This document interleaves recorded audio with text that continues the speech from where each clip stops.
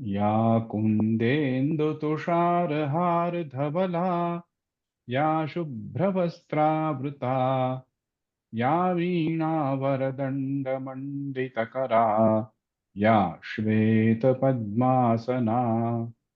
या ब्रह्माच्युतशङ्करः प्रभृतिभिर्देवैः सदा वन्दिता सा मां पातु सरस्वती भगवती निःशेषजाड्यापहा शुक्लां ब्रह्मविचारसारपरमाम् आद्यां जगद्व्यापिनीं वीणापुस्तकधारिणीम् अभयदां जाड्यान्धकारापहाम् अस्ते स्फाटिकमालिकां विदधतीं पद्मासने संस्थितां वन्दे तां परमेश्वरीं भगवतीं बुद्धिप्रदां शारदाम् येनाक्षरसमाम्नाय मधिगम्य महेश्वरात् कृत्स्नं व्याकरणं प्रोक्तं तस्मै पाणिनये नमः। वाक्यकारं वररुचिं भाष्यकारं पतञ्जलिं पाणिनिं सूत्रकारं च प्रणतोऽस्मि मुनित्रयम्। अस्यां संस्कृतभाषायां व्याकरणे मुनित्रयं त्रयस्य इत्युक्ते वररुचिः अथवा कात्यायनं, पाणिनि ये सूत्राणां रचयिता, तथा च पतञ्जलि येन महाभाष्यं रचितम्, इति मुनित्रयम् इति त्रिकम् इति नाम्ना ज्ञायन्ते। अतः किमपि व्याकरणविषये वयं पठिष्यामः, एतं सर्वैः त्रिभिः मुनिभिः वयं आदौ तेषां प्रार्थनां कुर्मः, अनन्तरं कक्षायाः प्रारम्भं कुर्मः। तर्हि अद्यतनविषयः व्याकरणं।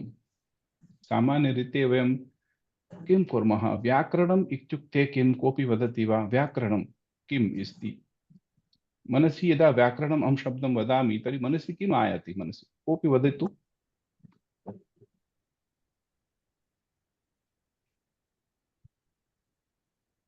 अन्म्यूट् भूत्वा वदतु, चिन्ता मास्तु। न तर्जयामि, चिन्ता मास्तु।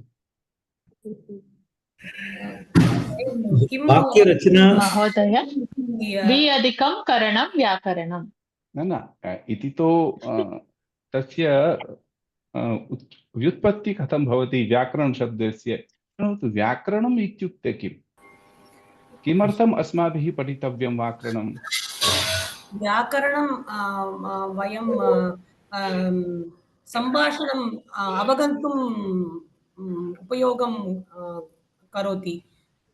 विभक्ति एतत् सर्वं मिलित्वा वयं सम्भाषणं कुर्मः चेत् सम्भाषणविषयं वयं सम्यक् अवगन्तुं शक्नुमः। केवलं सम्भाषणेन एव आवश्यकता वर्तते वा? भाषाणां लेखनसमये निर्माणं तस्य आवश्यकता कथमस्ति? नास्ति वा? जी, लेखनसमये तस्य आवश्यकता न भवति? आवश्यकं भवति। लेखनसमये वा भाषणसमये वा कविताम् अथवा काव्यं लेखितुं समये वा अस्तु, अहम् सर्वत्र इति आवश्यकमेव। संक्षिप्तरूपेण यदा अहं वक्तुम् इच्छामि, शब्दों का व्याक्रियन्ते विश्लेषणम और नियमों का अध्ययनं व्याकरणं। व्याकरण का वयं वक्तुं शक्नुमः व्याक्रियन्ते व्युत्पद्यन्ते अनेन साधु शब्दाः इति व्याकरणम्। व्याक्रियन्ते व्युत्पद्यन्ते शब्दाः इत्युक्ते साधु शब्दाः, अनेन तत् व्याकरणम्। व्याकरणे सर्वेषां शब्दानां व्युत्पत्तिः भवति। कस्यां भाषायां व्याकरणस्य एवं विशालत्वम् अस्ति यत् सर्वे शब्दाः वयं निष्पादयितुं शक्नुमः। आङ्ग्लभाषायां यदा अहं वदामि बॉय इति शब्दस्य व्युत्पत्तिः का? कोऽपि वक्तुं शक्नोति वा? न शक्नोति। गर्ल इति शब्दस्य व्युत्पत्ति का भवति न वक्तुं शक्नोमि। परन्तु यदा अहं वदामि राम, रामशब्दस्य व्युत्पत्ति कः, तस्य धातु कः भवति, प्रत्ययः कः भवति, वयं वक्तुं शक्नुमः। पुनश्च यदा व्याकरणम् इति पदं वयं स्वीकुर्मः, तर्हि व्याकरणविषये एतस्मिन् पदे अपि किं किं भवति इति अपि वयं वक्तुं शक्नुमः। वि उपसर्ग भवति, आङ् उपसर्ग भवति, डुक्रियकरणे इति धातु भवति, अनन्तरं ल्युट् प्रत्ययः भवति। एतानि चत्वारि पदानि भवन्ति, तेन व्याकरण इति शब्दस्य निर्माणं भवति। अस्तु, वि आङ् कृ ल्युट् एतैः शब्दैः व्याकरण इति पदस्य निर्माणं भवति। So in short, what we can say, what Vyakaran does is, it gives the correct meaning of the Shabda. It helps us with the derivation of the correct form of the Shabda, be it Subantam, be it Tigantam, Tadhitanta Padam Syat, Samasta Padam Syat, Kimapi Syat, Avyayamapi Syat. सर्वेषां पदानां यदा निष्पत्तिः आवश्यकी भवति चेत् व्याकरणेन एव शक्यते। पुनश्च वयं यथा अस्माकं वंशजाः ये अस्माकं अपरम् आगच्छति वा अस्माकं ये पूर्वजाः सन्ति, यथा भवन्तः जानन्ति यत् व्याकरण रामायण महाभारत समये या भाषा व्यवह्रियन्ते तस्याम् एव भाषा वयम् अपि व्यवहारं कुर्मः। कदापि इतोपि किमपि क्लेशः न वर्तते। केन कारणेन सम्भवति इति, यथा पाणिनिना एकं व्याकरणग्रन्थ रचितं, तस्य नाम अष्टाध्यायी इति। अष्टाध्यायी यथा वयं नाम्ना एव ज्ञायन्ते, अष्टानाम् अध्याहारं समाहारः इति वयं वक्तुं शक्नुमः। अष्टानाम् अध्यायानां समाहारः। There are 8 adhyayas or in the Ashtadhyayi, as the name suggests. Each adhyaya has 4 padas, and there are approximately 3,978 sutras consisting in a Vyakaran, entire Ashtadhyayi. So we can say it has got 8 adhyaya divided by multiplied by 4 padas, 8 by 4, 32. This incorporates entire roughly around 4,000 sutras. These sutras encompasses everything from whatever is required for the correct usage of the language. Nowhere in the world you can see that this extensive kind of work has been done by anyone else, right? जनाः वदन्ति यत् संस्कृते व्याकरणं कठिनं क्लिष्टं च स्यात् कदापि, परन्तु कीदृशी विशालता अस्मिन् अस्ति, तस्य सीमा कीदृशी अस्ति इति अस्माभिः ज्ञातव्यं भवति। यथा सुबन्तानां, तद्धितानां, तिङन्तानां सर्वेषाम् अपि व्युत्पत्तिः करणीया, तथा च वाक्ये तेषां सम्यक् उपयोगः कथं भवति एतदपि यदा निर्धारणं करणीयं, तत्र तु निश्चयेन बृहत्तरग्रन्थस्य आवश्यकता वर्तते। परन्तु पाणिनिना किं कृतं, सूत्रमाध्यमेन रचितं। लघु लघु सूत्राणि सन्ति, कदाचित् एकवर्णस्य सूत्रम् अपि भवति, दीर्घसूत्रम् अपि भवति। यदा वदामः चेत् शे इति कश्चित् सूत्रं, तथा बहवः दीर्घसूत्राणि अपि भवन्ति। तस्मिन् विविधानां धातूनां नामानि दीयन्ते, यत् यदा ये धातु एतस्यां परिस्थितौ कश्चित् भिन्नता वर्तते,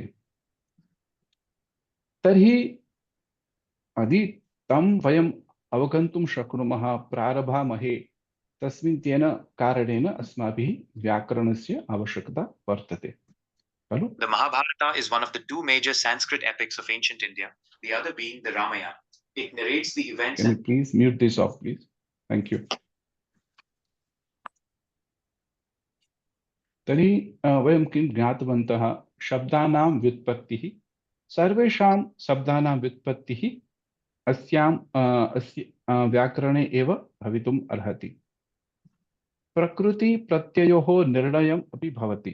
यथा मया उक्तं, व्याकरणम् इति पदस्य पदं स्वीकुर्मः चेत् वि उपसर्ग, आङ् उपसर्ग, लुक्रियकरण धातु अस्ति, ल्युट् अस्ति, प्रत्यय अस्ति। वयं वक्तुं शक्नुमः यत् एतस्य पदस्य व्युत्पत्ति कथं भवति। यथा कोऽपि तिङन्तं स्वीकुर्मः चेत् भवति इति रूपं स्वीकुर्मः, तर्हि भूधातु, भूसत्तायाम् इति धातुः अस्ति, तस्मात् शप् इति कश्चित् प्रत्ययः भवति, तेन सह टिप् इति कश्चित् प्रत्ययः भवति। पुनः धातोः वैशिष्ट्यं यदि वदामः तर्हि भूधातुः सत्तायाम् इति अर्थे प्रयुज्यते। पुनश्च अकर्मक धातुः अस्ति, परस्मैपदी धातुः अस्ति, अनीट् धातुः अस्ति, पुनश्च तस्य परस्मैपदी रूपं भवति।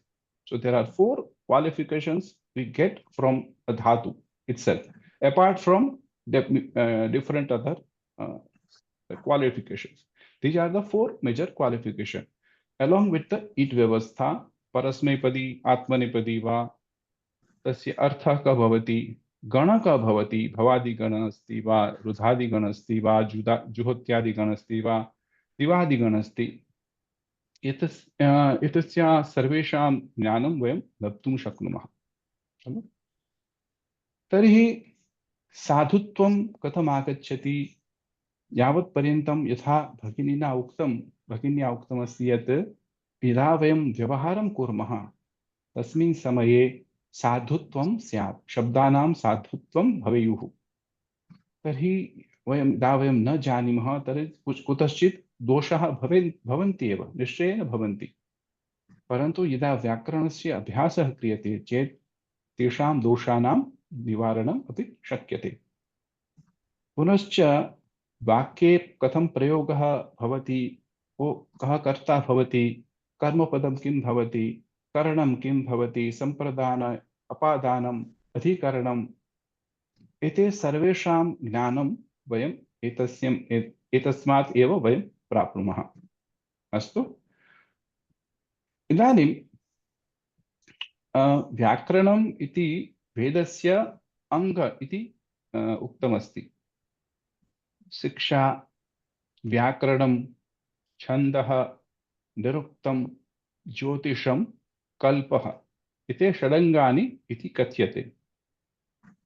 So there are 6 angas as in called for the Veda. So Veda manifests itself through 6 ways. One is the Shiksha, second is the Vyakaranam, Chandaha, Niruktam, Jyotish, Kalpaha, ete Shad Angani bhavanti. Now, out of this 6 anga, how they are related with the Vedas? So it is said, Chandaha Padau Bhavati.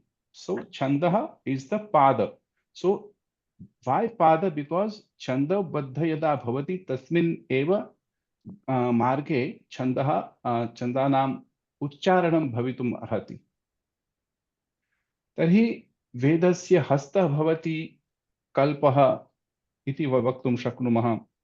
Jyotisham ayanam bhavati, chakshuh bhavati, niruktam shrottam ityukte karna bhavati, punascha shiksha ti ghranam bhavati, parantu vedasya mukham vyakranam eva bhavati.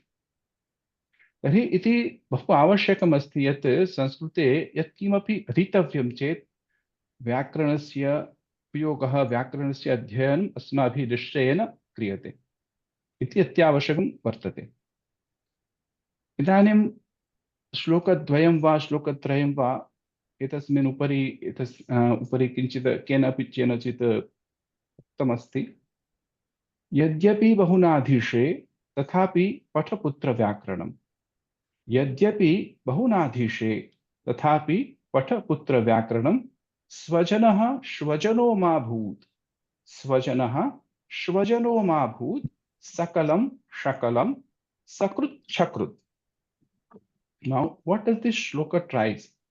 A father advises his son, so even don't to study too much, but you need to study grammar or the Vyakaranam. Because unless and until you know the difference between Swajana, which is called our family members or Atmiya Janaha, and Shvajana, which is called Shunakaha, the difference between our relatives and the dogs. So Swajanaha Shvajano Mahabhut. Sakalam Shakalam. Sakalam is complete. Shakalam is the khanda of it. So by just changing the Talav Danta Sakar with the Talav Shakar, I am changing the entire meaning of the sentence. Sakalam is the whole. Shakalam is the khandam. Sakrut, Chakrut. Sakrut is once and Shakrut is an excreta. Right? So difference changes just by the usage of wrong words, or wrong pronunciation or wrong varna. So we have to be very careful in the usage of any particular varna or a particular shabda and where this Vyakarana comes into existence. प्रश्नः अस्ति वा? पुनरेकवारं वदतु महोदय। किं वक्तव्यं मया? स्वजन स्वजन श्वजन यद्यपि बहुनाधीशे तथापि पठपुत्र व्याकरणम्। स्वजनः श्वजनो मा भूत्। सकलं शकलं सकृत् शकृत्।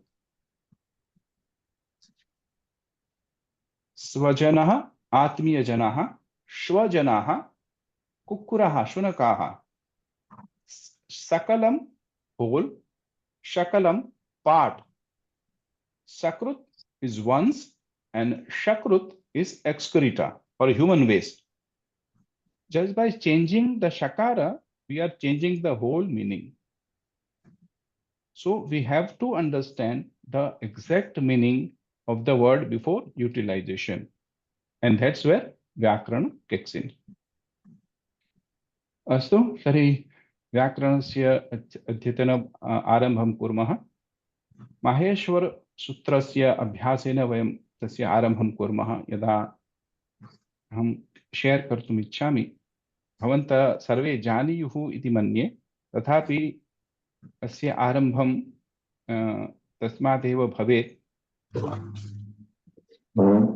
महोदय पुनरपि किं करणीयं महोदय? षट् अङ्ग षडाङ्गानि वा? षडाङ्गानि वा? शिक्षा, व्याकरणं, छन्दः, निरुक्तं, ज्योतिषम and kalpa. There are 6 angas of Veda. So Veda manifests itself through this Shad Angani. So there are different part of this Veda. Some Veda is called. Please be unmuted. Deepak Mahoday, Bhavan co-host Bhutva Sarvan mute kurvantu kripya. So these are all 6 divisions by which a Ved can be understood. So Siksha, Vyakaranam, Chanda, Niruktam, Jyotisham, Kalpa. So there are 6 Anga, Shadangani. इदानीं share कर्तुम् इच्छामि। धन्यवादः।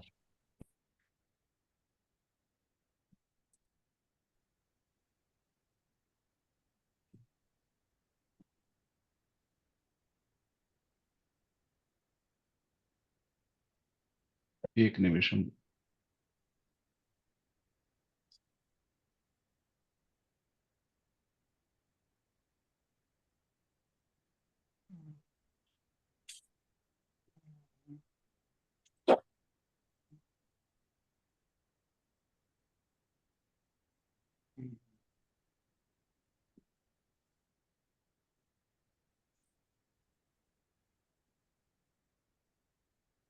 Actually, this is coming in the Pravesha book, page number 19, it is there.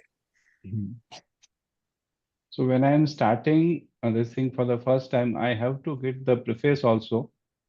And that is the reason I have decided that I should start with this only.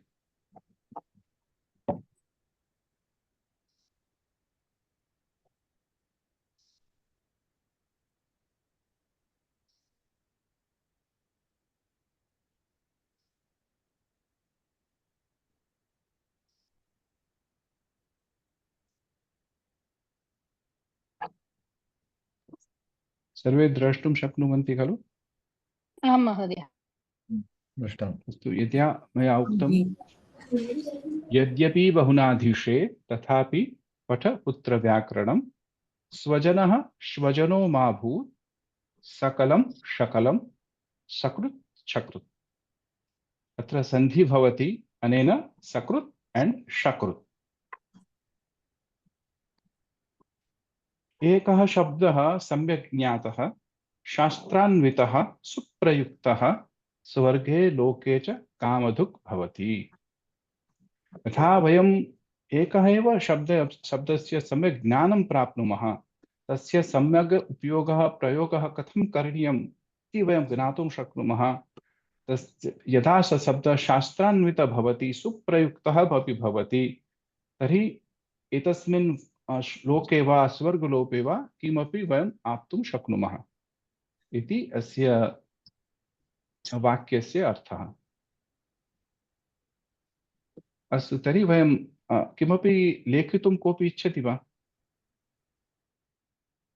आम् आं महोदय, notes आं लेखितुं न, नोट्स् अनन्तरम् एतावत् लेखनम् आवश्यकता नास्ति, केवलं ध्यानेन शृण्वन्तु इति मम निवेदनम्। माहेश्वर सूत्राणि विषये सर्वे जानन्ति खलु?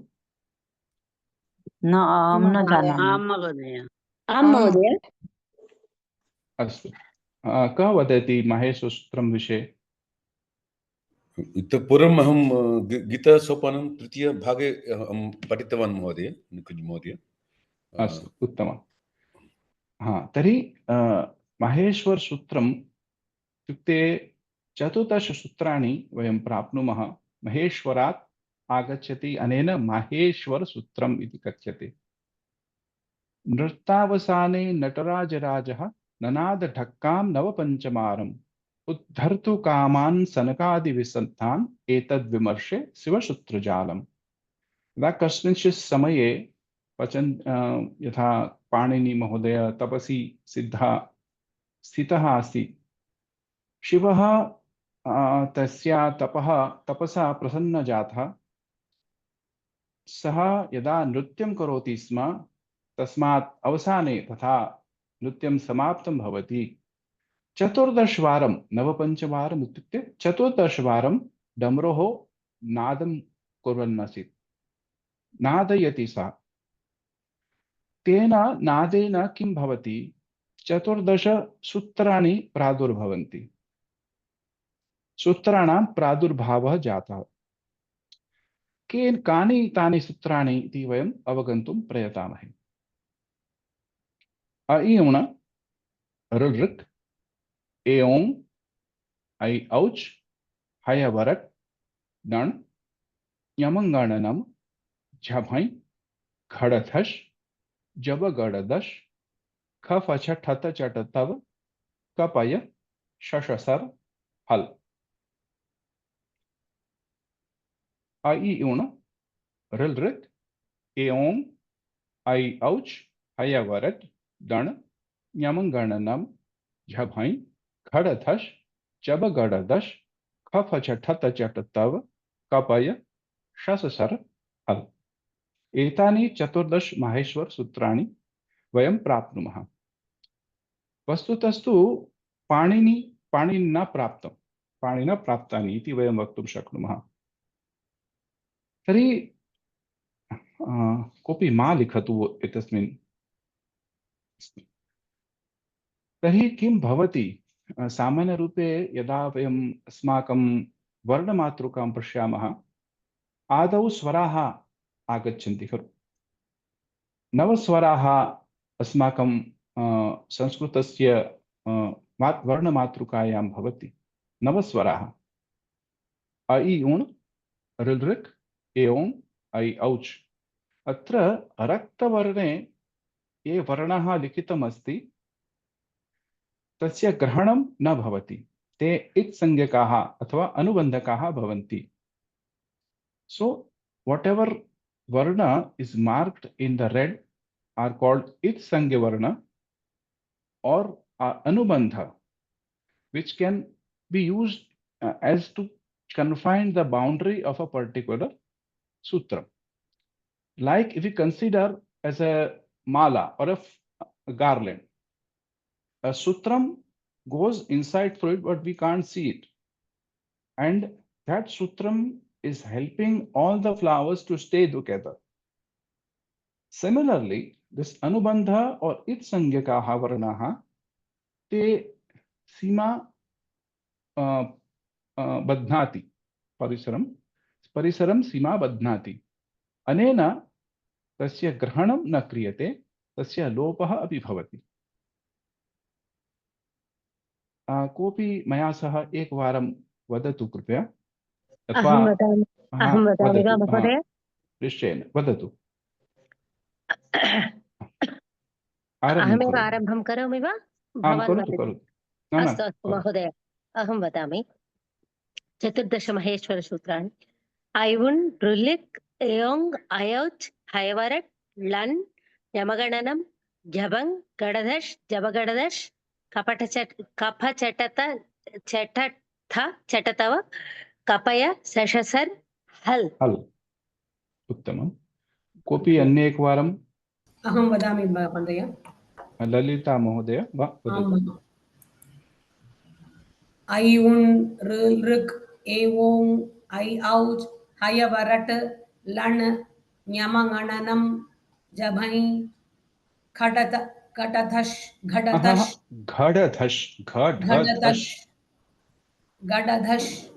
जबगडधश्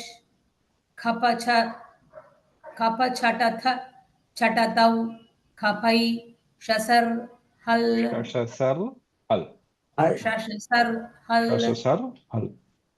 अहं वदामि महोदय।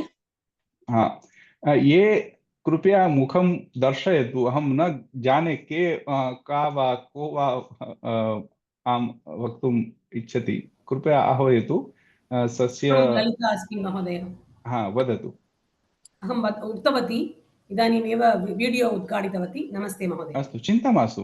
भामती महोदया वक्तुम् इच्छति वा इति मया श्रुतम्। आं महोदय। वदतु। ऐ उन् ऋक् ए ओङ् ऐ औच् हयवरट लण् ञमगणनं झबञ घडदश् जबगडदश् कफचटतौ शसर् कपै शशसर् हल्। कथं वक्तव्यं? यथा अहं पुष्पा दीक्षित महोदया सह पठितवान् आसम्, तस्मिन् काले तया उक्तं यत् प्रतिदिनं एतेन सूत्रैः सह अस्माभिः शिवस्य आराधनां करणीया। कथं करणीया? ध्यानेन पश्यन्तु, मनसि चिन्तयतु यत् कत्रापि डमरुः नाद भवति। अस्तु, मनसि चिन्तयतु। इदानीम् ऐ उण ऋक् ए ओङ् ऐ औच हय वरट् लण् यमङ्गण नम झभय घड दश जब गड दश खप चठत चट तव कपय शशसर् हल्। एवं वक्तव्यं भवति। शनैः शनैः वदामः। ऐ उण ऋक् ए ओङ् ऐ औच हय वरट् लण् यमङ्गण नम झभय घड दश जब गड दश खप चठत चट तव कपय शशसर् हल्। एवं वक्तव्यं। तर्हि प्रत्येकस्मिन् समये वयं प्रत्याहारं वयं स्वीकुर्मः, अस्माकं मनसि तादृशी झटिति सूत्राणि मनसि आयाति। अहं प्रयत्नं करोमि। करोतु। ऐयोन् ऋलिक् एयोन् ऐ औच् हयवरट् लण् नमनम जपन्य घटदश जबगडदश गप गप चाटतव खभये शतसर हल इति माहेश्वराणि सूत्राणि। उत्तमम्। अहं वक्तुं प्रयत्नं करोमि। वदतु। ऐवुन् उल्ऋक् एवोङ् ऐवोच् हयवरट् लन् यमगणनं जभै गडदश जबगडदश कफचटतव कपै हल् शशसल हल्। अस्तु। इदानीं पश्यन्तु ध्यानेन, अस्माकं यत् संस्कृतभाषायां ये वर्णमातृका भवन्ति सन्ति तस्मिन् 9 स्वराः सन्ति इति अस्मिन् दीयते। यदा अकार अस्ति, इकार अस्ति, उकार अस्ति, ऋकार अस्ति, ऋकार अपि अस्ति, परन्तु आम्रफलस्य आकार कुत्र गच्छति? वयं इच्छामः ईश्वरस्य ईकारः कुत्र अस्ति? ऊष्ट्रस्य ऊकारः कुत्र वर्तते?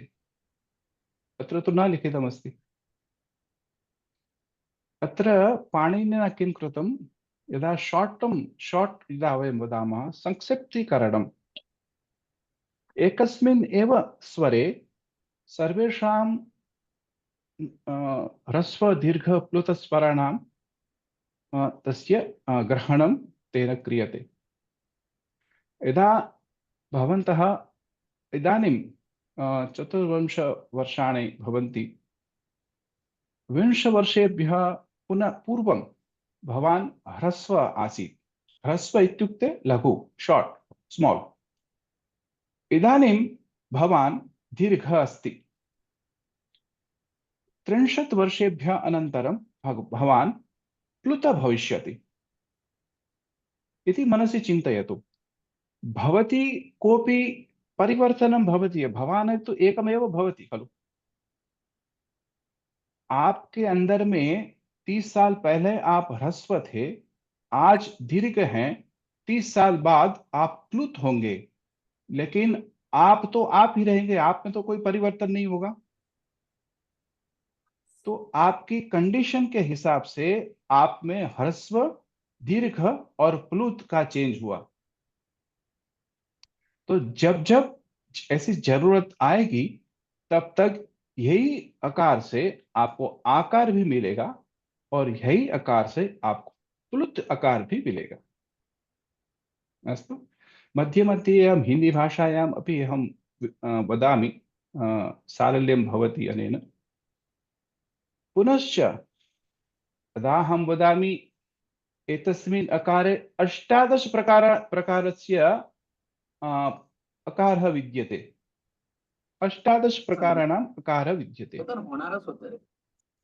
कथम् इति चेत् भवान् निश्चयेन इदानीं वदति एतत् मूढः, कथम् 18 त्रय अकारः अपि न विद्यते, कथम् 18 अकारः आगच्छति अत्र? इदानीं पश्यन्तु, प्रत्येकस्य स्वरस्य भेदः भवति। यदा वयम् अस्माभिः दृष्टं ह्रस्व, दीर्घः, प्लुतः, इदानीं प्रत्येकस्य ह्रस्वस्य अपि त्रिधा भागः भवति। यदा स्वरित, उद्दात, अनुद्दात, उद्दात, अनुद्दात, स्वरित। So 3 into 3, 9. All three have all swarita, pluta, as well as uddata, anuddata, and swarita. All three. So 3 into 3, 9. Now, all swaras will be either anunasik swara or ananasika swaras. Anunasika and anunasika with a chandra-bindu. Ang, in, that sort of swara will come. So there are 3 into 3 into 2. 18 types of swaras are included just in single a, as mentioned in the sutra. And that is the power of a pratyahara. The Nyunikaranam, or the shortening of the whole thing. For example, if I were to say a sutra which incorporates the hrasva and dirgha of the first sutra, a I I U U na iti bhavitum arhati खलु पुनः यदि प्लूत वक्ष्यामि चेत् a I I U U न भवितुम् अर्हति. व्याकरण दृष्ट्या यथा वयं लघुत्तरं कुर्मः, लघुत्तमं कुर्मः, तस्मिन्नेव समये अस्माकं सिद्धिः भवति. So we have to shorten and shorten till we get the shortest possible sutram. And Vaiyakarnas will celebrate even if they can reduce half a matra from a sutram, like as they are having a baby boy or a girl. So Laghavam is very important in the sutras. Shortness. So as we said, Ai Una will take only 3 vowels, a, I, and U, but incorporates all 18 of the prakaras inside. Similarly, Rilra will also be the same, but now Rakarasya Plutana Bhavati. Ekara Okara Asti, Aikara Okara Asti, Tasya Hrasva Bhavati. So they will have 12 rupam, neither 18. Instead of 18, they have 12. Okay, the first 3 will be gone. Plutas will be gone, or in some cases, Hrasva will be gone. So, in case so particular, even in the first sutra, Ai Una, Rilrik, Eom, Ai Ouch, this entire Swaramala has been incorporated in the first 4 sutras. And all the swaras are called Ach, starting from the Akara, ending with the Chakara, Atra. So this Chakara is the It Sangyak Sutra, It Sangyak Varana, or the Anubandha Varana. So we say Swara as Ach Varanaha. Similarly, all the Vyanjanams or consonants will come under Hal, starting from Hayavarat to Hal, Lakar. Etasmin api Lakarasya it sangya bhavati.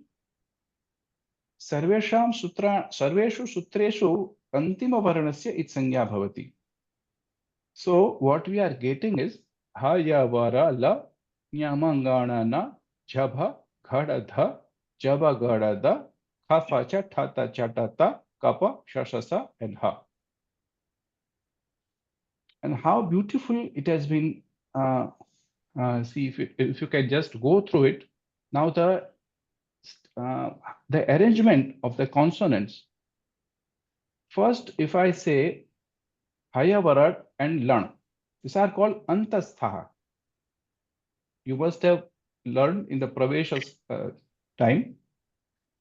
So Antastha in either Swara or consonant, full consonant nor full Swaras. They are in between. So it is called Antastha. Hayavara La.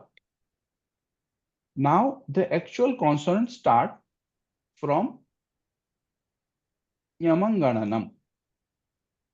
And this sutra tells all the 5th letters of the Varga.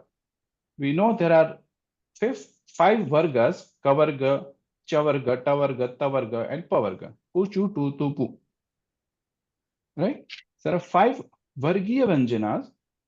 So, considering all these 25 Sparsha Vyanjanam. So, our Jiva touches somewhere in the Udgamasthana, either to the Talu or Danta or Oshtha or Kantha, somewhere touching. So it's called Sparsha Varna. Now, as we say, Nyamangananam are considering all fifth letters of the Panch Varga.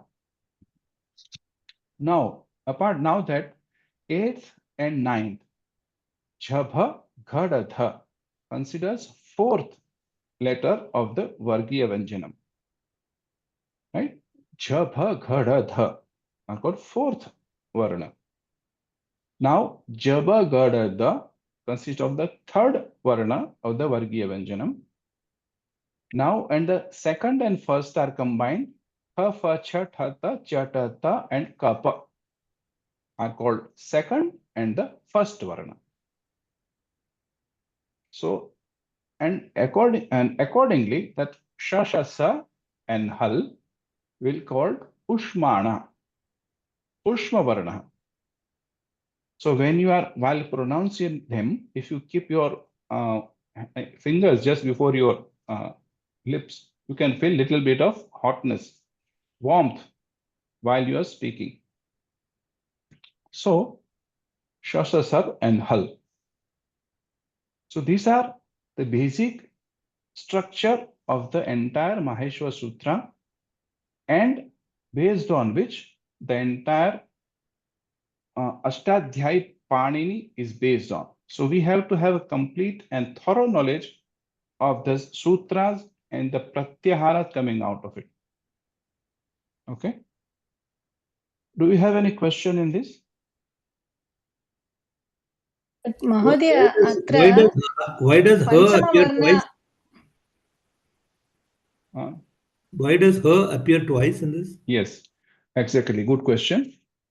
So there are, you must be knowing that there are pratyahara when we are doing a Jashtva Sandhi called Mridu Vyanjanam, right? Even in the Visarga Sandhi, there is a sutram called Hashicha. And just to define Ushmana will require a Shal Pratyahar. Sha, sa, sa, and ha. Right? So, some of you might have studied the Chatva Sandhi. It is coming either most probably in the Siksha, Chatva Sandhi. So, Shash Choti is the Sutram. At Pratyahara Bhavati. So, how you can take an At Pratyahara? Acha and Hayavarat. So, it is taken At Pratyahara by using that Ha there. And here in the Shal Pratyahara, just he wanted to take only the Ushma Varna. He has taken Sha, Sha, Sa and Hal here also. Both Has are same, but their usage is different. Both are the same, just because they have two different usages. Panini has put twice. They are not different. The consonants remain 33, not 34. So 33 consonants, 9 vowels in the entire Varnamatrika. Natarajan Mahoday, bhavatah uttaram labdham va? So if I have understood it correctly, this her appearing in two places is only to facilitate the combination of various consonants Pratyahara. for the pratyahara purpose, only for That's the right. which will come later on in the Vyakarana. That's it, exactly. Now, Pratyahara is used basically for all the purpose, because he doesn't say that he go on repeating A, B, C, D, E, A, B, C, D, E, A to Z, A to Z.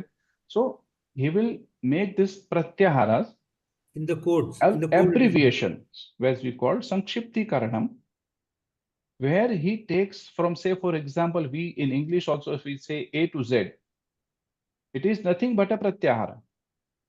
But if I don't want to say A to Z, I just want to say A to E or F to Z. Similarly, here also the Pratyaharas are kicking in. I want to say the abbreviations for these two. I want to include the first until the Achvarna, till the Itsangyak Varna. You cannot just say kha fa cha tha ta. This I want to make only the second varna. It cannot be done. It has to end with a it sangyak varna. Sir, I And have one sometimes question. I have one question, sir. In Pratyahara, the end is it varna. The starting has to be first letter of the sutra, or it can be second. It can start with second letter. no. It is the end varna, right? This is the end varna. No, supposing if I say ak is fine, sir. Ak is starting with one and ending with second. Now, is it possible that it will have ik pratyaya? Yeah, definitely. You can have a ik. We have the sutram iko yan achi in the Iko Sandhi and Sutram. achi. Yes, sir. We have And na Sandhi. ikaha yana achi. So Okay. yana is nothing but a antastha. Okay. And now and ikaha acha, then all will have a vibhakti, and that is why we are having achi and ikaha. ikaha sthane yan syat.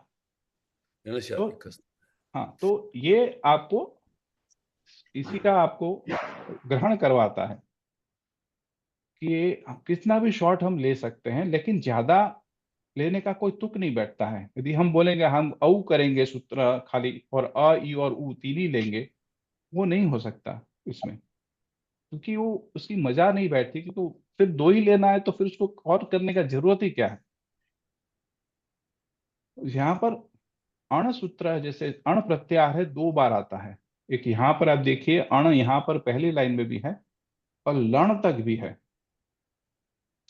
So depending on the situation, majority हम लोग जब अण प्रत्याहार बोलते हैं तो ये पूरा ही अण अंतस्थ तक ही जाता है। लेकिन एक या दो जैसे गुण संज्ञा हुई तो उसमें अण प्रत्याहार में कहीं कहीं लिया गया है, एक या दो जगह पर, बाकी सब जगह लण तक के साथ में है। जैसे हम बोलेंगे झलाम झस झसी, जैसे जश्व संधि का है आपका सूत्र, और झलाम झसो अंते, ये जो दो सूत्र है, तो झस वर्ण है। झस वर्ण क्या है, देखिए यहां से वर्ग चतुर्थ, बाद में वर्ग तृतीय, वर्ग द्वितीय, वर्ग प्रथमा, इसमें जाकर के आपको खत्म होता है। झल वर्ण, झलाम झसो अंते आपका जो सूत्र है, झलाम झसो अंते, तो झ से शुरू हुआ और हल तक में आया है। तो वर्ग चतुर्थ, वर्ग तृतीय, वर्ग द्वितीय, वर्ग प्रथमा and ushmana, shashasar and hal. So by incorporating just the jhal word, I have incorporated all these letters. Jhalam jasho ante, jash pratyahar. It is only the third varna, jabagadadash. Okay. Now jhalam jash zashi, when you are doing just prasanthi, so again we have a jhal varna. We'll have in the presence of a jhash varna, jhal varna will convert it into jash varna. So there are different sandhi sutram. If you want to study sandhi sutra again, we'll again go through it. No, not an issue. But our classes are going on, so you can very well join there with all the sutras. Srilekha ji are there, can teach almost. We have completed Mahodaya, Srilekha Mahodaya. आं महोदय, इदानीं one more sandhi, Vyanjana sandhi is there. Vyanjana sandhis will be completed this week, sir. Okay. Mahodaya. But I am not teaching with sutras, sir. That is the thing. So if you want to continue with the sutras, I will be very happy to teach you all. But I don't want to interfere with at this juncture, because it will be confusing. It might be confusing. So I'm not touching now. Let her finish his topic, then we'll take it up, the subject.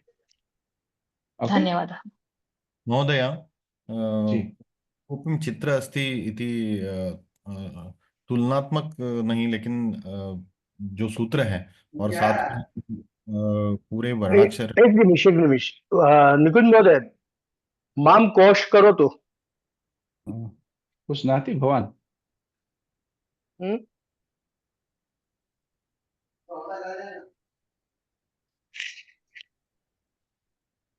अस्तु, कृतं महोदय।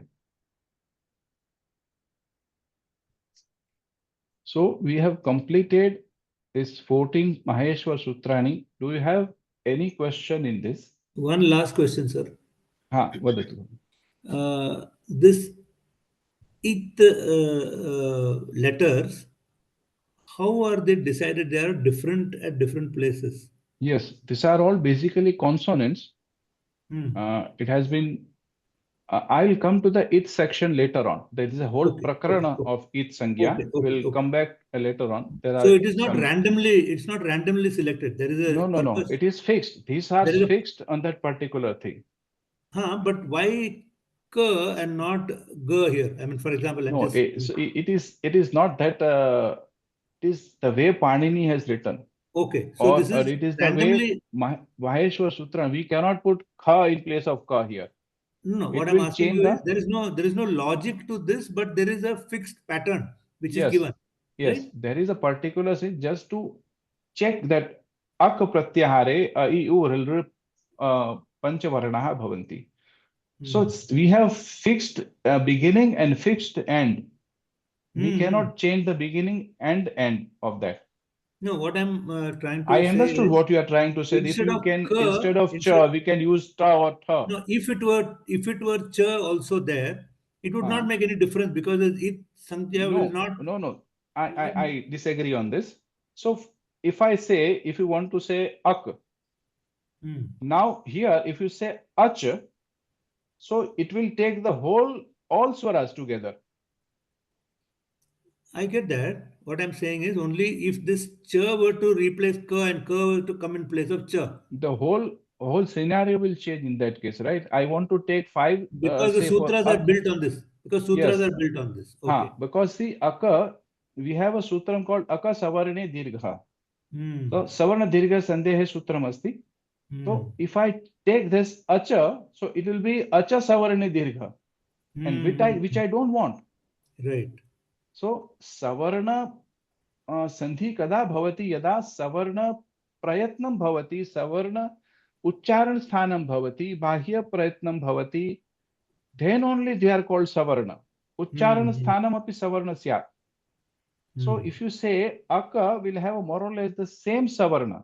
So a, I, I, u, then r and lu are taken as a savarna. It is like an adesh that you have to take r and ru as savarna. Accordingly, we cannot change this. That why not?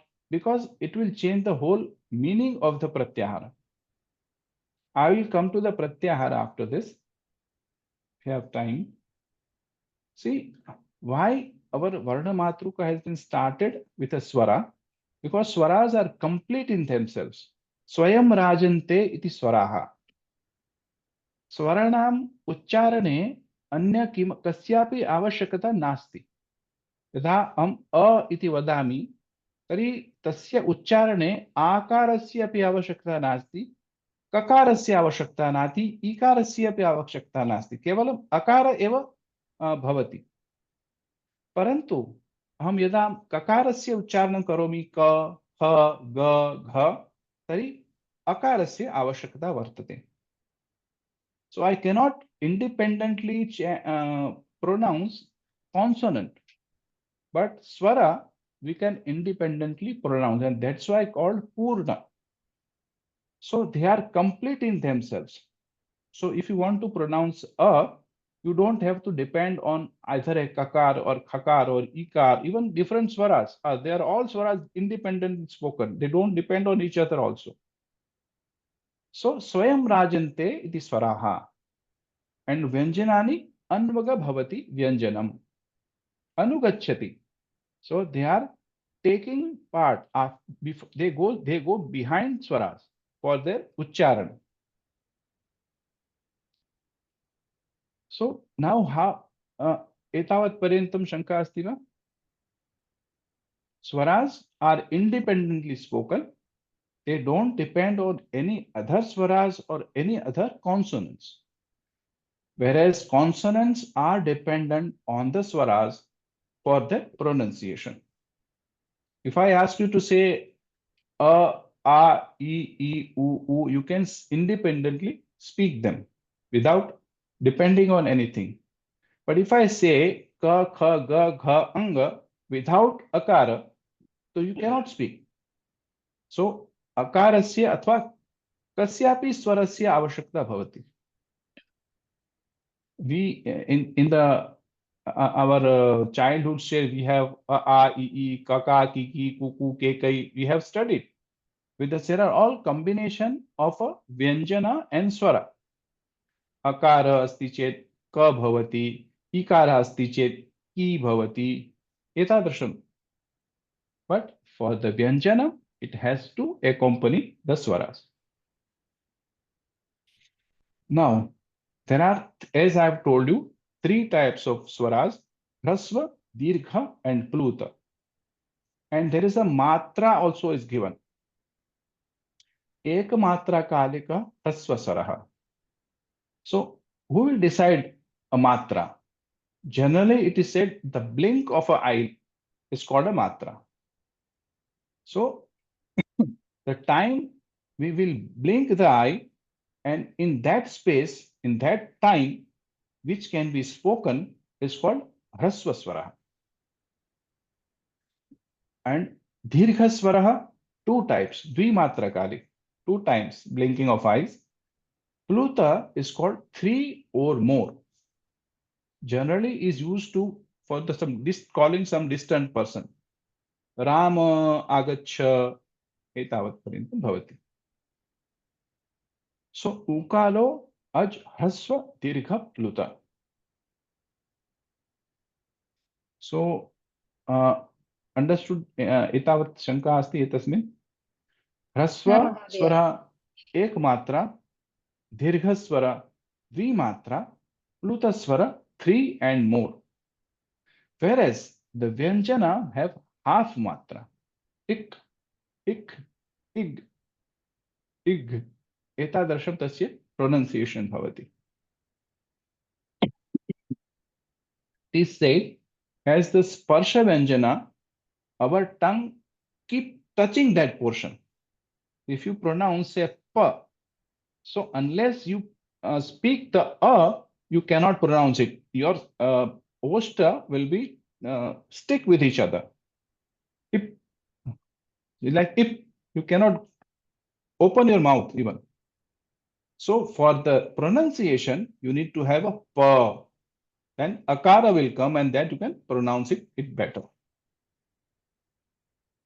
So vyanjana half matra. Hrasva swara ek matra. Dirgha swara dvimatra. And pluta swara 3 matra and above. As we have written, we have already spoken. So you must be knowing all alpa prana, mahaprana, everyone knows? Mahodaya. Do you have any doubt? Alpa prana, mahaprana? So just for the sake of revision, I am doing.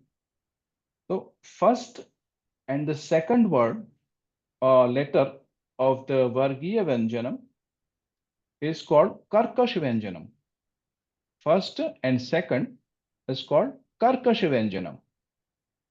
Yadha char varnam vidavayam vadamaha tena saha dasya ushmanah api agacchati. And Karkash varna and ushmana. So it's called khara pratyahar. And then ga, gha and nga is called mridu vyanjanani. Third, fourth and fifth of letters of the Vargiya Vyanjanam along with higher vara is called mridu vyanjanam. So based on this, you will have a niyama of sandhi. Right? Just jhalam jasho ante you are getting because of an chartva sandhi because of this karkasha varna, and mridu vyanjane sati jashto bhavati athva visarge sati tasya harsha varna ukaradesha bhavati.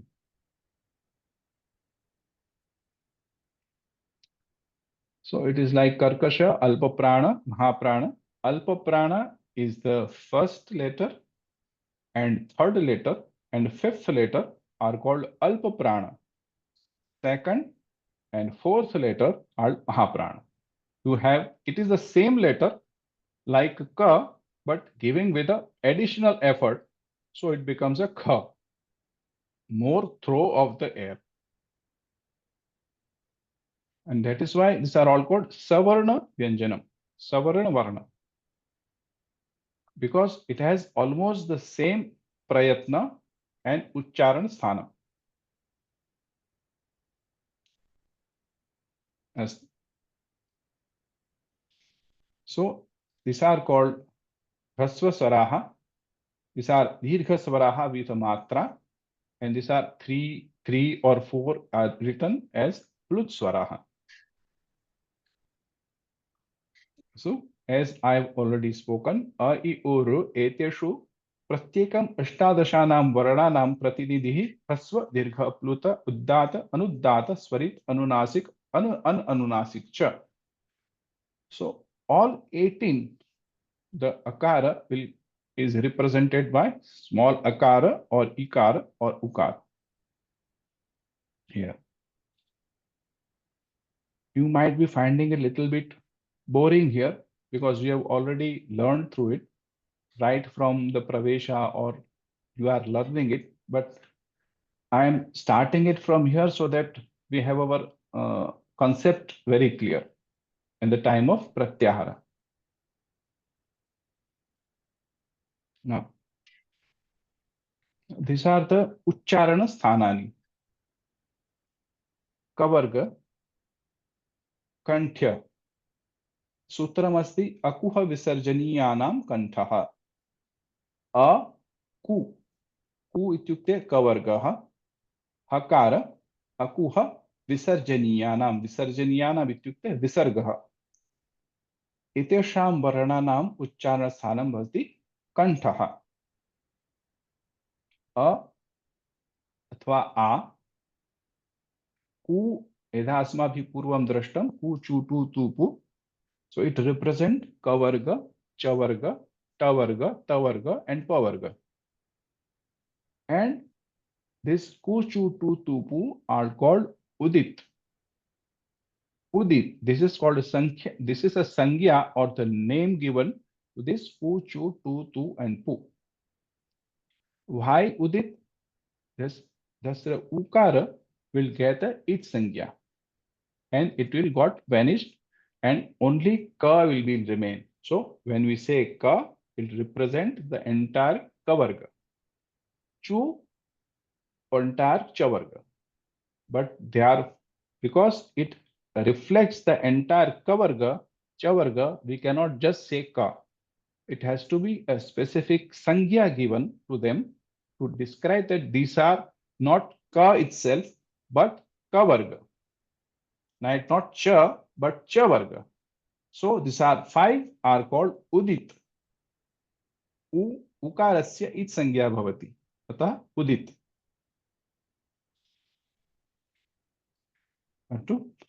Ichu Yashanam Talu. Ikarasya, Chavargasya, Yakarasya, Talavya Shakarasya, Sthanamasti Taluhu. Punha Ruturashanam Buddha. Tavargasya, Refasya, Murdhanya Shakarasya, Tata Anakarasya, Uchare Murdha Bhavati. Ruturashanam Buddha. Not Anakaratrina Bhavati, Kshamyatam. Atra tu Bahuvachananta eva Sashti asti. Ruturashanam Buddha. Rukarasya, Tavargasya, Refasya, Murdhanya Shakarasya, Uchcharana Sthanamasti Murdha. Lratulasanam Dantaha. Lr, Tavarga, Lakarasya, Dantasakarasya, Uchcharana Sthanam Dantaha. And now we come Upupadmaniyanam Oshtau. We say Oshtha is called Pavarga and Upadmaniya. Both are called are getting Uchcharanam to Oshtha. Ukara, Pavarga and Upadmaniya. These 3 are their uchcharan sthanam is oshtha. Nyamangananam nasika cha. The fifth letters of the all varga, the uchcharan sthanam is nasika. So if you close the nasika, you will not be able to do the uchcharan. There is a difference between anunasika and this panchama varna, right? This anunasika is both kavarga, right? If I say anga, it will be both kavargasya uchcharan stharam is called kantha as well as nasika, right? Similarly, pavargasya makarasya katham bhavati, pavargasya oshtau plus nasika. Kevalam anuswara nasti atra. So these are anunasika. Anuswarasya nasika. Parantu atra kim likhitam asti nasika cha. So apart from that particular varga, it is involved nasika also. महोदय पुनः एकवारं वदतु महोदय अनुस्वार and panchama varga difference. So if I say nyamangananam nam nasika cha, so we have seen that there are 5 vargas, right? Kavarga, chavarga, tavarga. This 5 vargas have that 5th letter which are anunasika. So if I say, for example, I want to pronounce the panchama varna of kavarga, like ka, kha, gha, gha, ng. How would I pronounce the, because first it has to be classified as a kantha, because it comes under kantha varna. But because it is anunasika, I have to use my nasika also. So there are 2 things are used here for the anunasika uchcharana. Like like ka, like ta, tha, da, dha, na. If I say na, and if you close your nose, you won't be able to speak na. Similarly with the ma. Sometimes we have the cold and we are unable to, like do the panchama varna. It is like that only. तो ज्यादा जुकाम हो जाने से हम लोग बोल नहीं पाते पंचम वर्ण. So similarly, it's like our nose gets blocked. At that time, we cannot use the panchama varna. So because it requires the usage of the nasika to the proper pronunciation. So upupad yamangananam nasika cha. So the 5th varna of every varga requires nasika along with the swasya uchcharanam sthanam. Okay. One small doubt, sir. In the 5th one, you have upu. Pu stands for the pavarga, and then after that there is a upadmaniya, right? Ha, upadmaniya. So where is the u of the upadmaniya? No, upadmaniya. It must be here. Sorry, I have make it a hrasva. It should be dirgha. Okay. Now it makes sense. Yeah. Okay. So ukara, pavarga, puka, pavarga, and upadmaniya. So there are oshthav. Similarly, a and I will be kanthatalu. A and I kanthatalu. A daito kanthatalu. Here you must be seeing here that I have used takara everywhere, right? Et, etau. Here it is again the jastva sandhi. Et, etau, etau. So here e daito kanthatalu. I will come to the explanation after some time. Ot, otau. O and O will have kantoshtham. O, O, kantoshtham. Vakarasya dantoshtham. Keval vakarasya dantoshtham. Jihvamuliyasya jihvamulam. Nasika anuswarasya. अनुस्वारस्य केवलं नासिका भवति। अस्तु, now why takara? So as I have told you, we have a separate sutra for it. It's called Taparakaranam. So, right? So as we have seen, there are, if I say ana pratyahare ashtadasha akarasya tasya grahanam kriyate. But what if I want to say just the hrasva akara? Adeng gunaha. If the sutra is there, ata and eng are called gunaha, gunavarnaha, adeng gunaha. So here I have taken at, not the akara as well as pluta swara also. Kevalam bhrasva swara and eng. Eng is called a and o. Aong sutra. Maheshwara sutra called Aong. So this is eng is a pratyahar. Ata and eng is called guna sangya varnaka. Guna sandhi. Not guna sandhi. And why it is called guna sandhi? Because I am giving an order that particular varna should be replaced by a guna varna, which I have mentioned here. It has to be akara, ekara, or okara only. Or if I have to do ra and la, it will be ar and al. Because there is a sutra called Rasva Dirgha Pluto combination made different meaning getting all together. कृपया महोदय पृच्छतु, न द्रष्टुं शक्नोमि। ओंकार महोदय। एक कथा आसीत् इति एक PDF I have shared. अस्तु अस्तु, प्रश्नः नास्ति खलु? प्रश्न नास्ति। उच्चारण अगर गलत हो जाता है तो उसका क्या उत्पन्न होता है, वो उसका क्या हुआ है। एक ऋषि थे, उन्होंने एक यज्ञ किया था और उसमें उन्होंने यज्ञ से एक पुत्र उत्पन्न होना चाहिए जो कि इंद्र को भी हरा सकता है। लेकिन जब उच्चारण किया, जब मंत्रोच्चार हुआ और जब आहुति दी, मतलब यज्ञ किया गया, तो उसके उच्चारण का अर्थ ऐसा ह्रस्व दीर्घ से गलत निकला कि उसका अर्थ बना कि जो पुत्र निकलेगा उससे, वो उससे हराया जाएगा। तो ह्रस्व दीर्घ आप से उसमें बात करते हैं। आप देखिए वेदों की जो ऋचा है या आप कोई भी मंत्र जो वेद से आया हुआ है, उसमें आप देखेंगे उसमें उद्दात, अनुदात और स्वरित की मार्का की रहती है यहाँ पर। So you can not change that.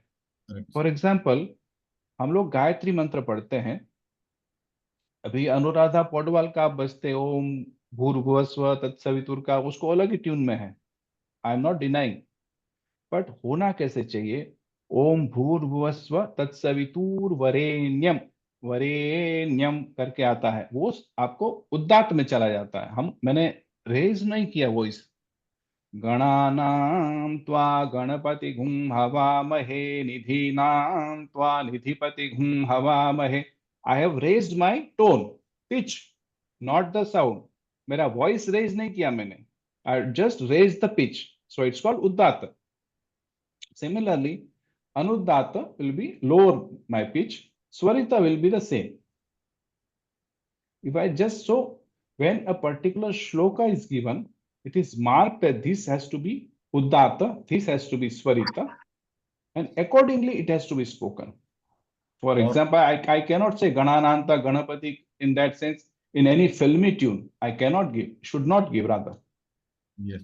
There is a reason for everything, that all this swara. That is why this all rishis are saying this, right? When we are saying the matra, they are saying Uddatta, Anudatta and Swarit is called this. They understand by while doing the richa. Yes. So here कंठतालु अंतस्थः उष्माण एतावत् पर्यन्तम् अस्माभिः अधीतं। पुचु टुतुपु एते उदिताः। अब स्पर्श वर्ण किसको बोलते हैं? कादयो मावसानाः स्पर्शाः। क आगे होना चाहिए, क वर्ग से, ककार से लेकर के मकार तक वो स्पर्श वर्णाः है, ककार से मकार तक। सो कादयोः मावसानाः स्पर्शाः, क आदयोः मावसानाः स्पर्शाः। ककार से शुरू होकर के मकार तक स्पर्श वर्ण है जो 5 वर्गीय व्यंजन में विभक्त है। ठीक है, कवर्ग, टवर्ग, चवर्ग, पवर्ग। एंड यण जो बोलते हैं वो अंतस्थः, यणो अंतस्थः। हम लोग बोलते हैं इको यणचि, तो यण जो है वो अंतस्थः है, वो हाफ वॉवेल है, हाफ स्वर है। क्यों बोलते हैं? जैसे आप यकार का उच्चार कीजिए और जब आप इकार और अकार का उच्चार कीजिए, इया इया इया इया, अब आप जब करेंगे यू विल गेट द यकार। उआ उआ उआ उआ करेंगे तो आपको वकार का उच्चार मिलेगा। वो हाफ उच्चार है स्वर का, हाफ उच्चार है व्यंजन में, और बाकी सब स्पर्श व्यंजन में आते हैं। उष्माणा, शल उष्माणा, शशसर, शशस और ह, ये उष्म वर्ण है। अभी टाइम है या 10 मिनट और ले सकते हैं या जाना है सबको? We can continue, sir. अद्य पर्याप्तम् अस्ति। अस्तु, तर्हि भवन्तः सर्वे जानीयुः, तथापि अहं वदामि, अयोगवाहाः विषये जानन्ति वा? अन्यस्मिन् वर्गे ज्ञातवन्तः सन्ति अयोगवाहाः। इट्स् नाट् अयोग, आयवाह संधि नास्ति। अयोगवाह इज कॉल्ड अनुस्वार एंड विसर्ग, जिह्वा मूल्य and उपध्मानीय। There are 4 which are not been mentioned in the varna matrika or in the here it's not mentioned. Aha, it's not mentioned. So it always requires a swara to get the and aha, anuswara and visarga. You cannot just add anuswara and visarga to a vyanjanam. It has to follow by a swara. Ka adhikam a, then anuswara, then kam. Ka adhikam a adhikam visarga, then kaha. You cannot say haswa kaha, halanta kaha and visarga. You cannot. It can be applied only to swara. अस्तु, जिह्वामूल्य जिह्वामूल्य एवं उपध्मानीय। अस्तु वाचि, अनुस्वारः विसर्गः उपध्मानीय एवं जिह्वामूल्यः। अस्तु जी, धन्यवादः। कखाभ्यां प्राग अर्ध विसर्ग सदृशो जिह्वामूल्य। विसर्गस्य परे यदा ककार खकार भवति तस्य विसर्गस्य जिह्वामूल्य आदेशः भवति, एंड पकार फकार भवति चेत् उपध्मानीय आदेशः भवति।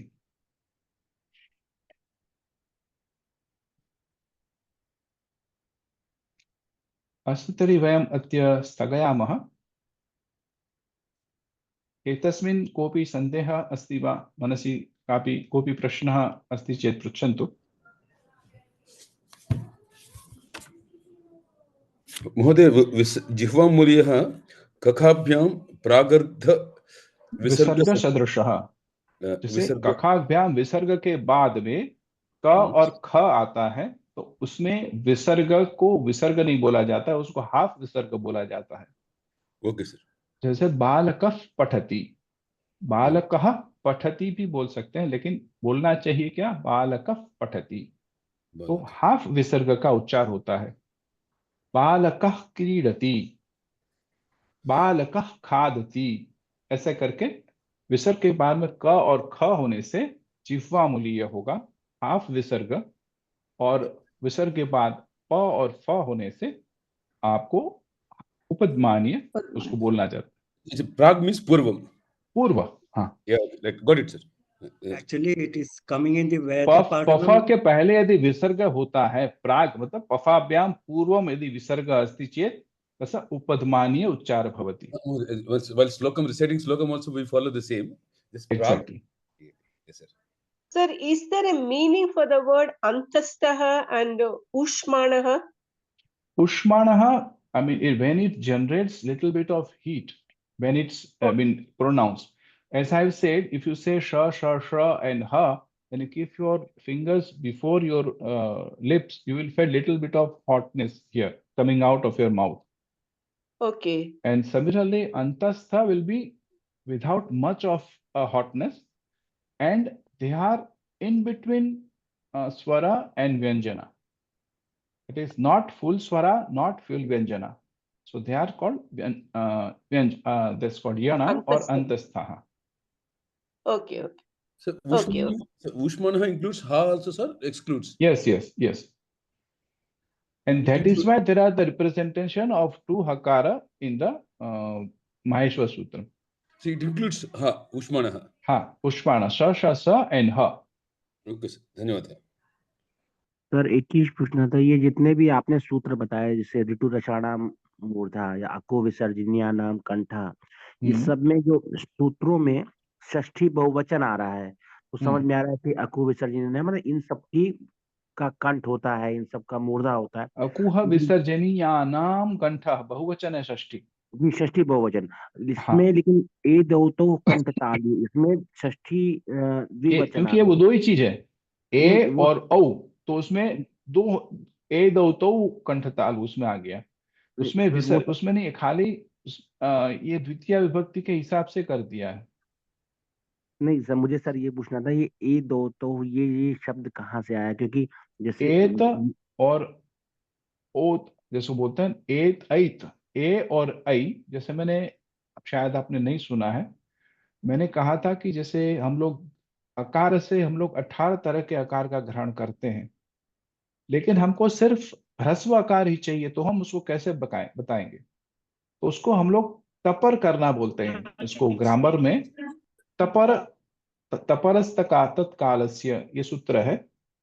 तो वो पर्टिकुलर हम लोग को काल बताना है, वो दीर्घ है या ह्रस्व है या प्लुत है, तो हमको वो पर्टिकुलर काल बताना है, तो उसको हम तपर करते बोल रहे हैं। जैसे हम लोग त लगा देते हैं उसमें, त पर, उसके बाद में त लगाते हैं, तो हम लोग को सिर्फ ह्रस्व आकार का ग्रहण करना है, तो हम अ के बाद में त लगा देते हैं, तो अत हो गया। और सिर्फ यहाँ पर ए और ऐ लेना है मुझे, तो उसमें मुझे दीर्घ उसका प्लुत नहीं लेना है, और तो मुझे एत एतौ ऐसे है, और तकार का जश्व होकर के ए दैतो हो गया। ठीक है, आपको जब संधि होती है तब ए दैतो हो गया। जैसे ओ और औ है तो ओत ओतौ, ओत औतो जैसे होता है। तकार के बाद में फिर ओकार, औकार भी मुझे लिया है तो वो दीर्घ वाला लेना है, उसमें मुझे प्लुत नहीं लेना है, तो ओत औतो, और फिर तकार की जगह पर आपको फिर दकार हो जाएगा जस्तो करने के बाद। सर इतना मैं डीप में नहीं पता था, लेकिन अभी आप मतलब जो मुझे अर्थ समझ में आ रहा है वो त जो लग रहा है वे उसकी वजह से ए दैतो हो रहा है और ओ दो तो हो रहा है। हाँ, मैंने ये समझाया था, जैसे हम लोग अष्टाध्याय का फर्स्ट सूत्र पढ़ेंगे, उसमें क्या लिखा है, वृद्धिरादेच। वृद्धि किसको बोलते हैं? आद और ऐच प्रत्याहार में जो वर्ण है उसको वृद्धि बोला जाता है। तो मैंने यहाँ पर अ नहीं लिया है, आ लिया है। आ को वृद्धि होती है, ह्रस्वकार को वृद्धि नहीं होती है, उसको गुण होता है। तो मुझे सिर्फ आ का ग्रहण करना है, तो आत ए, तो आत एंग, बाद में एंग प्रत्याहार में जो आते हैं तो उसमें आत वृद्धि है, सॉरी वृद्धि आद एच, ऐच जो उसको बोलते हैं, ऐ और औ, वृद्धि ही ऐ औ।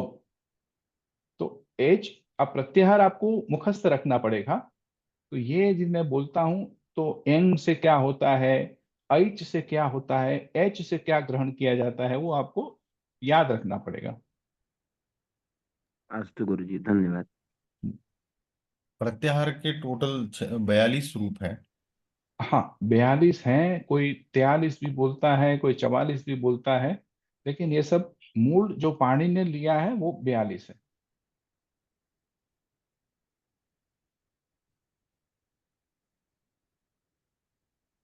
अस्तु तर्हि स्थगयामः। आं महोदय। महोदय शुभः। हाँ जी, बोलिए। लघु सिद्धांत कौमुदी है, या फिर हम्म। जैसे डॉक्टर नरेश का एक पाणिनीय प्रवेश बोल के है, तो ये भी अगर रेफर करेंगे तो कोई इशू, मतलब कोई इश्यू नहीं है, आप उसको लेकर के बैठिए, या पुष्पा दीक्षित का सहज बोध पार्ट 1 लेकर के बैठिए, कोई इश्यू नहीं है। आप समझते जाइए जो मैं बोल रहा हूँ, क्योंकि सूत्र के लिए मुझे उसमें रेफरेंस करना ही पड़ेगा। और तो कोई भी आप लेकर बैठ सकते हैं। अष्टाध्यायी हमें पढ़ा हूं तो अष्टाध्यायी के हिसाब से आप लेकर के बैठिए। आप लघु सिद्धांत कौमुदी लेंगे तो उसमें वो सूत्र संख्या चेंज हो जाएगी। नहीं, जैसे पाणिनीय प्रवेश है जो नरेश हाँ, डॉक्टर, उसमें तो पाणिनि के सूत्र जो है वो हिसाब से ही होगा। उसमें सीक्वेंस मतलब जो हाँ। हिसाब से ही दिया हुआ है हम्म। कि सब कुछ याद रहता नहीं है। याद रखना भी नहीं, इतने याद रहेंगे भी नहीं। जो जितना याद रहता है, जब जब जरूरत पड़े और याद आ जाए वही काफी है। कि आपको कहीं पढ़ा था तो आपको याद आ जाएगा, हाँ मैंने कहीं पर पढ़ा है। आपको कोई बाय हार्ट करने के लिए नहीं बोल रहा है कि आपको 4000 सूत्र किसी को रट के सुनाना है ना। आपको ये काम के लिए ये सूत्र मैंने कहीं पर पढ़ा था, उस टाइम में आपको याद आ जाए तो आपका पढ़ना सफल है। ठीक है, तर्हि समापयामः। सर्वेषां सर्वेभ्यः धन्यवादः पुनः महोदय। धन्यवादः ज्ञापयामि। नमो नमः। धन्यवादः पुनः महोदय। धन्यवादः महोदय। पुनः मेलिष्यामः। धन्यवादः महोदय। सम्यक् मेलिष्यामः। आसीत् महोदय कक्ष्या। धन्यवादः। धन्यवादः। धन्यवादः महोदय। धन्यवाद महोदय। राम राम। धन्यवादः। धन्योऽस्मि महोदय। राम राम महोदय। राम राम।